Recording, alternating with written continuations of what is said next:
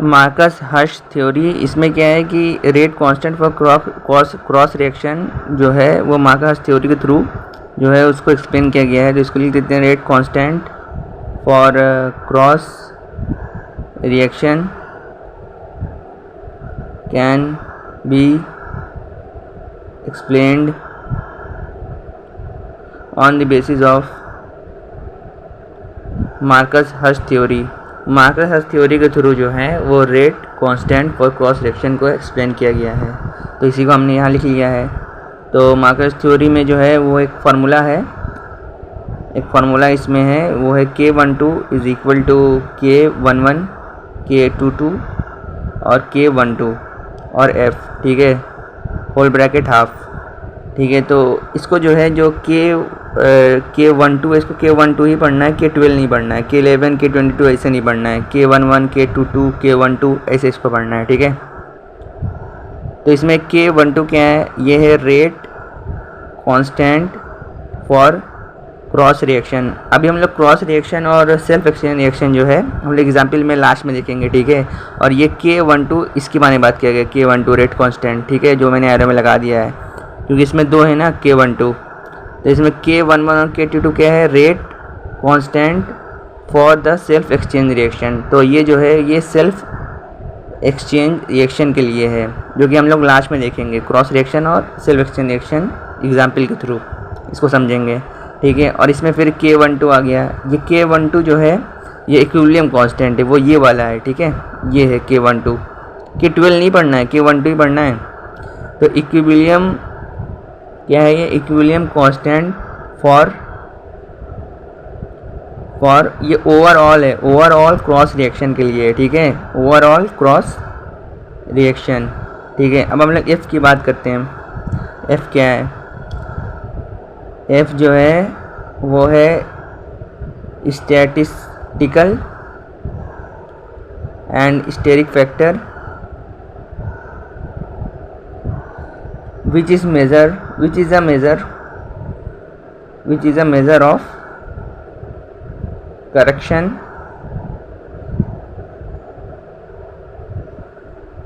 of difference in free energy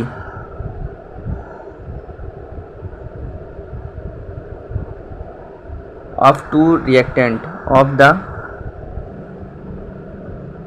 reactants और this value is near to 1, मतलब ये near to 1 होता है, मतलब इसकी जो वैल्यू होती है वो है एग्जैक्ट वैल्यू जो होती है वो है 0.85 होती है, ठीक है। तो इसको यहाँ लिख लिया। तो चलिए अब हम लोग आगे बढ़ते हैं, अब इसके कुछ पॉइंट्स लिख लेते हैं मार्कस हर्श थ्योरी के। तो इसमें ये क्या बोल रहा है कि the higher the value of K12 faster will be the rate of electron transfer reaction, faster will be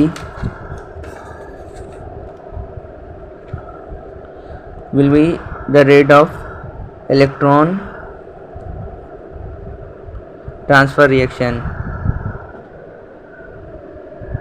तो ये K12 can be correlated with delta G,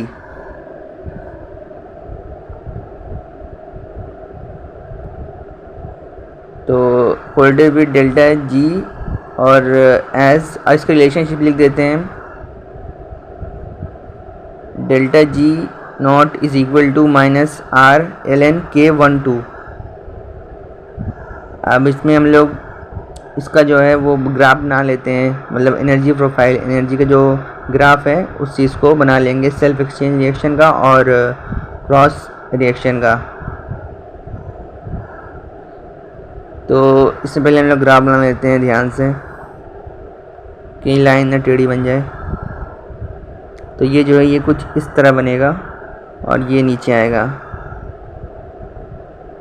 अब ये क्रॉस रिएक्शन का एक ग्राफ बनाएंगे, अब इसको फिलअप करेंगे, मतलब इसमें जो वो है पॉइंट्स जो है, मतलब क्या कहते हैं उसको, जैसे रिएक्शन है प्रोडक्ट है उसको जो वो पूरा फिलअप करते हैं ना डायग्राम में, उसी तरह भी करेंगे। पहले इसको बना लें ग्राफ जो है। तो ये देखो ये है डेल्टा जी, उधर ऊपर की तरफ इंक्रीज करेगा और इधर करेगा रिएक्शन कोऑर्डिनेट,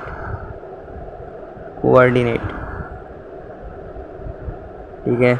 और इसमें भी डेल्टा जी ऊपर की तरफ इंक्रीज करेगा और इधर की तरफ क्या जाएगा, रिएक्शन कोऑर्डिनेट। ये हो जाएगा रिएक्टेंट और लास्ट में प्रोडक्ट इधर की तरफ, इधर के पॉइंट की तरफ, और ये होगा ट्रांजिशन स्टेट। इसमें भी रिएक्टेंट और ये प्रोडक्ट और ये हो जाएगा ट्रांजिशन स्टेट। देखो ये जो है, ये जो सेल्फ एक्सचेंज रिएक्शन के लिए था ये वाला ग्राफ, एनर्जी प्रोफाइल, ठीक है।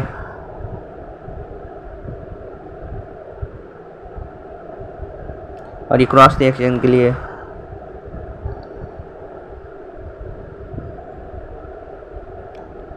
और देखो इसमें सबसे इम्पोर्टेंट चीज़ है जो मुझे बताना है वो है माइनस डेल्टा जी, ठीक है, माइनस डेल्टा जी। और इसमें देखो इसमें भी माइनस डेल्टा जी। देखो ये दोनों में जो है, जो क्रॉस रिएक्शन का है ये ज़्यादा है माइनस डेल्टा जी, तो ये रिएक्शन क्या होगी, ये होगी फास्टर। इसी चीज़ को मार्कस हर्ट्ज थ्योरी ने भी, मतलब इसी एक पॉइंट, इसको तो कोऑर्डिनेशन कर देना, TION कोऑर्डिनेट नहीं, रिएक्शन कोऑर्डिनेशन कर देना। देखो मोर है, फास्टर है, माइनस डेल्टा जी, इसी चीज़ का पॉइंट में लिख देना है मार्कस हर्ट्ज थ्योरी में। Higher K12 more negative the value of delta G naught and thus faster will be the reaction, मतलब समझ रहे हो, माइनस डेल जी जितना ज़्यादा होगा उतना रिएक्शन फास्टर होगा। तो हमने इसको लिख लिया है। तब देखो according to Marcus Hertz theory,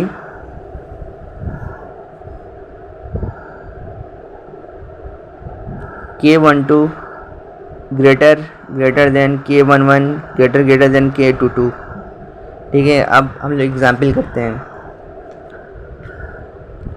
तो पहले हम लोग क्रॉस रिएक्शन देख लेते हैं क्या होती है, इसे समझ लो क्रॉस रिएक्शन कैसे होती है। और उसके बाद हम लोग सेल्फ एक्सचेंज रिएक्शन, उसके बाद हम लोग निकालेंगे K12, ठीक है। तो देखो Ru रुथेनियम है, ये NH3 2 प्लस Ru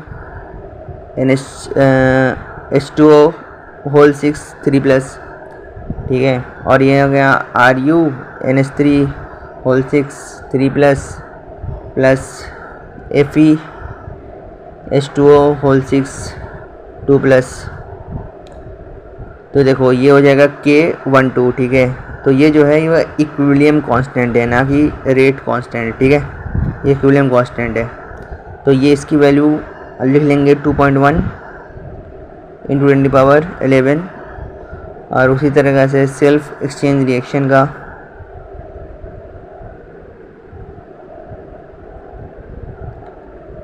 तो इसमें भी ruthenium Ru NH3 2 plus Ru NH3 3 plus. तो ये हो जाएगा Ru NH3 3 plus plus Ru NH3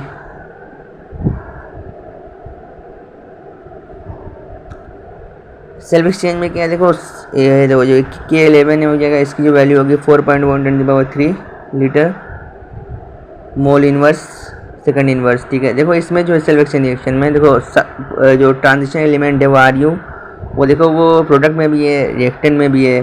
तो इसमें भी देखो एक्सचेंज तो हो रहा है, NH3 उधर किधर जा रहा है, Ru उधर किधर आ रहा है, लेकिन पता नहीं चल रहा है, इसलिए क्या कह दे रहे हैं सेल्फ एक्सचेंज। लेकिन वही जो क्रॉस में ऊपर देखोगे तो उसमें देखो Ru है और एक तरह Fe है, तो उसमें जो एक्सचेंज हो रहा है, मतलब रिएक्शन जो क्रॉस कर रहा है वो हमें समझ में आ रहा है। तो सेल्फ एक्सचेंज में 2 रिएक्शन हमने ये लिख लिया है। अब देखो अब हम लोग इसकी वैल्यू लिख लिया K22 की, और 4.2 litre mole inverse second inverse. तो यह देखो आप K12 निकालना है। K12 जो है वो है rate constant for cross reaction, ठीक है। तो हमने सब की वैल्यू फिट कर ली है और 0.85 ये जो है ये एफ़ की वैल्यू है, ठीक है। फार्मूले में रख दिया हम लोग ने वही वाली जो फार्मूले पहले बताया था। तो ये नियर बाय 1 होता है जो हमने बताया था उसमें एफ़ की वैल्यू। इसको सॉल्व करने में आया 5.87 into 10⁻7 litre mole inverse second inverse, ठीक है। तो हमें इससे क्या पता चल रहा है कि जो K12 है वो ग्रेटर है K11 से और K22 से, ठीक है। और ये जो ऊपर वाला है ना K12 इसको ब्रैकेट में लिख लेना है। बस इतना ही। Thanks for watching.